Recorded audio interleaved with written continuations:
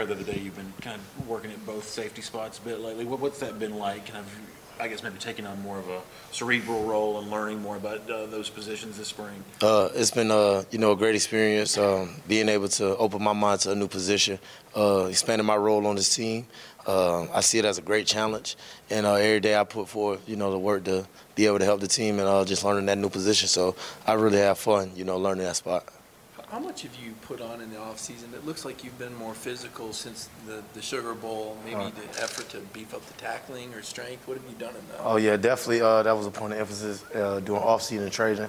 I try to put on at least 15 pounds. So since January, I have put on 12 to 15, and just keeping on bulk, being able to be more physical at the point of attack and tackling, going back to my fundamentals.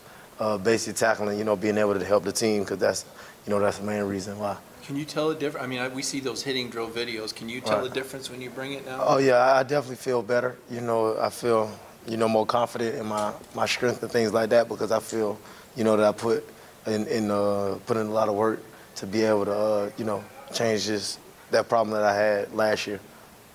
Richard, Kirby,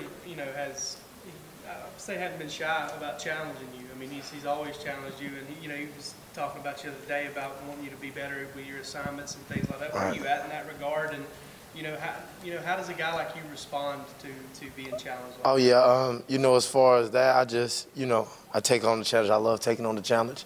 Every day is something that I need to learn, no matter what position that I'm in.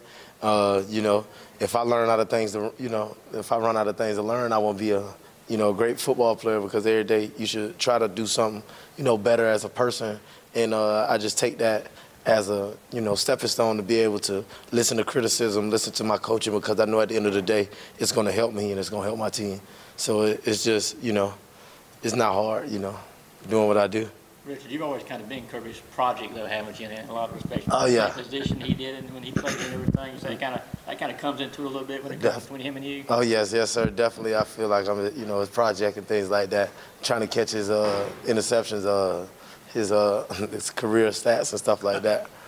I know you've talked about this before, but I'm sure it's probably a better thing to have him talking about you publicly and pushing you on, as opposed to ignoring you, not paying any attention to you whatsoever. Right? Oh, yeah, definitely. When that happens, when somebody ignoring you, you're not in a really good spot. So I see that as, coach still, give me a chance and working forward with me. And I try my best to, to do more and, be able to help the team. Did you anticipate, JR maybe moving on and that you kind of taking over some of that secondary captain kind of role this year? And the second side of that is obviously he didn't. So right. The two of you have worked together pretty closely, so that's probably a pretty comfortable fit. Oh, yeah, definitely. I didn't really, think that he was going to leave or nothing like that. I didn't have no, worries about that. I just knew if he did leave that I have to, step my role up on that back end, like you said, being able to, help the young guys who got a lot of new people coming in and a lot of people that left last year with a lot of experience and Dre and things like that. So I just knew I had to step it up regardless if he was leaving or not, which I have. This offseason tried to be more, vocal with the guys in the room, because I was definitely in a lot of those guys' spot, that's coming in the new in the spring of 2016. So I definitely feel what they're going through. Is it hard to balance the thing of I want to be a leader to the younger safeties, but I've also got to beat those guys out and make sure I hold on to the starting job? How do you strike the balance between those two things? Oh, man, I don't see it as a competition. I know, whoever plays the best going to be on the field, and that's that's how it should be. And so I come out there and I give those guys as much knowledge as I could. I never hold out nothing, against those guys and nothing like that. But I'm also going to work hard and show them as a leader how to work diligently and lead by, example. What's been, we talked to Michael Barnett, I think, on the first day of spring, and he said he was impressed with Lewis, his work ethic and that thing. What's been your impression of Lewis and kind of bringing him along? He's definitely, he's a guy that listens more than he talks, so that's always a good thing. He learns quick. He's also learning two positions, just like me. So we really, going through the same things. And when we walk through and we do drills and stuff like that, I sit there and I talk to him and tell him, such and such and this, and help him out, because he's a great guy. He gives all his effort that he has. He's smart. He's got a lot of range as a safety, and he's able to come up and hit. So that's definitely something that we could use here at Georgia. You mentioned that range, but then you also kind of look at him, and he's kind of one of the bigger dudes in that group too. Right. I mean, how does that help you? You know, as a guy who's kind of made your bread on being able to be everywhere and Right. cover a lot of ground. How helpful is it to have both of those things, that size and that range? Oh yeah, that's definitely a big bonus. And like the gifts and tools that he has, once he's able to grasp all the concepts that we got here, he's gonna be an awesome player. So I see a lot of him, me and him, when I see him out there, as a guy that just came in as a raw talent and just being able to tune all those techniques and things, and he's gonna be a great guy here.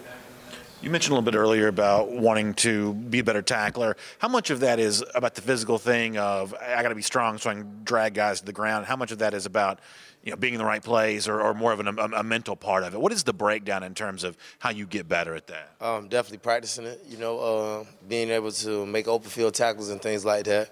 Last year we weren't defensively the best at times, and so my missed tackles also hurt the team, and I took that very personal. I took a lot of those things that that I did wrong, and I kind of blamed that on myself and made sure that that won't be the problem and that won't be the case this year, because I want to do everything that I can do for this team. And as a guy that's been here going on my third year, I had to step up to the plate, and I had to also put my a lot of things to the side and focus on football, because ideally football and schools are two things that I'm here for. And so if I'm not focusing on those two things, it's not much I can, I should be here doing. And so I just, took this off season to just definitely focus on bulking up, being able to be in the right spot and keep my speed and my size up, because this game is played by fast, big people. Kirby's had a lot of recruiting wins since you've been here, but if memory serves, you were his first commit. How much pride do you take in knowing that you kind of got something started that to this day continues with great recruiting success? You're kind of the first guy to believe in this program under him. Is that something that you even ever think about? I definitely think about that at times. More I think of that whenever I'm performing and things like that, viewing my performance, because not only I want to make my family proud, I want to make Coach Smart proud, and I also want to do everything that I could for this team, because those guys lay it all on the line for me. And so when I see the ball coming at me and things like that, I have to be able to do my job, because everybody's counting on me just like I'm counting on them.